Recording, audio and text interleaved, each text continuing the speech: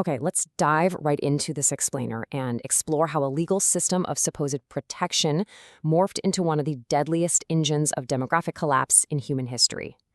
We're going to unpack the Encomienda system. Now, if you know your early Spanish colonial history, you know this institution basically shaped the Americas. It is a fascinating yet deeply tragic case study of how a blueprint, literally created in Europe, was violently exported across the Atlantic, fundamentally altering the lives of millions. To really grasp this massive historical shift, we'll follow a quick roadmap. First, we'll look at the Spanish labor system, then theory versus brutal reality, followed by the engine of demographic collapse. After that, we'll cover early human rights laws, the famous Valladolid debate, and finally, the legacy of exploitation. Let's kick things off with Section 1, the Spanish labor system entrusting souls. Let's figure out what exactly this system was built upon. So the term encomienda literally stems from the Spanish verb encomendar, which means to entrust. Here's how it worked. The crown would grant a Spanish colonist, known as an encomendero, the right to demand tribute and labor from a specific group of Native Americans in a defined area. But, and this is absolutely crucial to understand, this wasn't a land grant. Legally speaking, the indigenous people theoretically kept their lands. The Spanish system gave the encomendero a strict monopoly on the labor and the tribute of those people, but not direct ownership of the dirt they stood on. And what's wild is how this exact blueprint traveled from the old world directly to the new. The whole concept had deep roots in the Spanish Reconquista. When the war to retake Spain from Muslim rule ended around 1492, the crown gave victorious nobles the jurisdiction to extract labor and tribute from defeated Moors. Columbus basically brought this method across the Atlantic, trying out a pretty brutal, chaotic tribute prototype in the 1490s. But it was Royal Governor Nicolás de Ovando who officially formalized the encomienda system in Hispaniola a few years later, in 1503. Moving on to Section 2, Theory versus Brutal Reality, the legal fiction. Now, what's really interesting here is the stark contrast between what the Crown wrote on paper and the reality on the ground. On paper, under the Crown's mandate, conquerors were theoretically providing their laborers with massive benefits. Indigenous people were legally categorized as free vassals of the crown, not chattel slaves. So in exchange for their labor, the encomendero was legally obligated to provide military protection and Catholic religious instruction. Well, the practical reality was a whole different story. Encomenderos completely devolved into a form of communal slavery. Encomenderos rarely respected any limits. They demanded unlimited tribute, we're talking gold, corn, blankets, and subjected native populations to deadly forced labor and extreme punishment if they pushed back. Which brings us to Section 3, Engine of Demographic Collapse, a catastrophic toll. The crucial point here is how that exact difference between theory and reality triggered a massive loss of human life. The Americas experienced a horrific demographic collapse during the 16th century. We are talking about an estimated population decline of 90%. 90%. Now, while European diseases like smallpox and typhus were obviously massive factors, the encomienda system itself was a lethal engine driving this tragedy. See, the system physically concentrated the survivors of those epidemics into cramped mining camps, which basically created the perfect conditions for diseases to hit near total infection rates. To put that into perspective, just look at the staggering data from Hispaniola. Between 1492 and 1514, the Taino population plummeted from roughly 1 million down to just 32,000.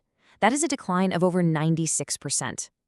Anthropologist Jason Hickel notes that the conditions in the gold and silver mines were so utterly lethal that a third of Arawak workers died every 6 months, just from the forced labor. The individual laborer's life was treated as completely disposable. And the system actively accelerated this death toll. Think about it. They were pulling all able-bodied people away from their own fields for months at a time to work in the mines. With literally no one left to plant or harvest the community's crops, this destruction of subsistence farming created massive artificial famines. The system starved and exhausted people, completely crushing their immune systems, meaning they had absolutely no ability to recover from those successive waves of Eurasian diseases. Let's look at how the government responded in Section 4, Early Human Rights Laws. The Crown intervenes. When news of these horrors finally reached Spain, it forced the Crown to try and regulate the chaos. In 1512, the Crown issued the Laws of Burgos, which was the very first codified set of laws governing how Spaniards could behave in the Americas. They essentially tried to micromanage the exploitation to make it feel more humane, setting up 35 specific rules.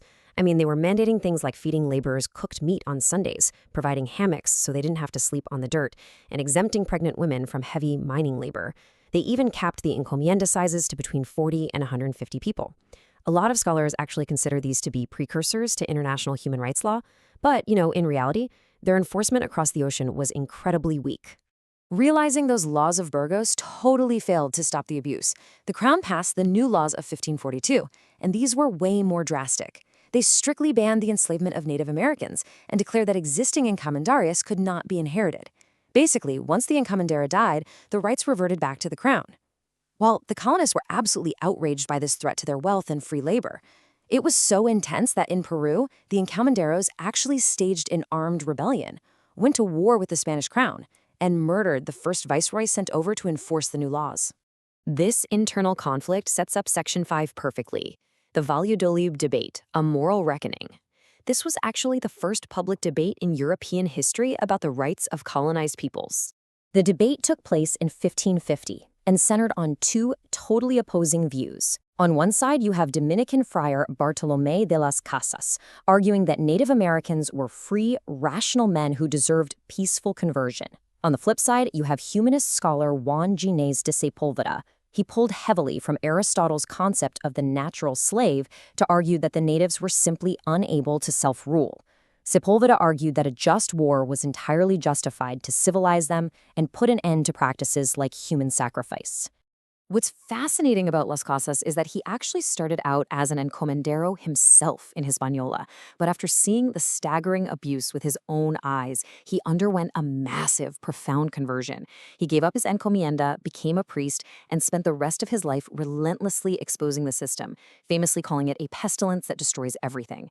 Now, the Valladolid debate ended without a clear legal victor, but Las Casas ensured that history meticulously recorded the brutal truth of this whole colonial engine.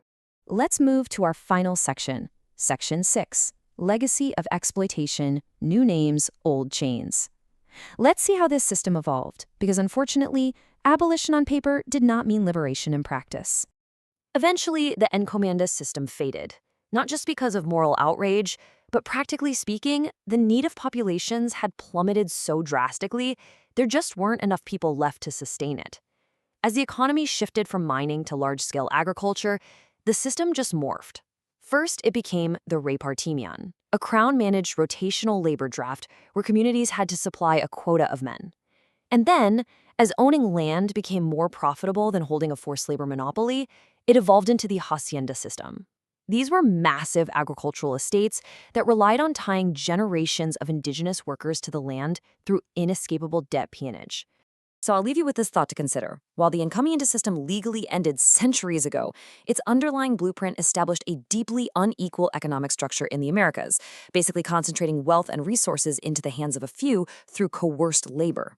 When institutions of extreme economic and social inequality are that foundational to a society's very beginnings, how many centuries does it take to truly dismantle them? It's a heavy question, but one that absolutely continues to resonate across the Americas today. Thanks for joining me for this explainer. I really hope it gave you a fresh perspective on this pivotal piece of history.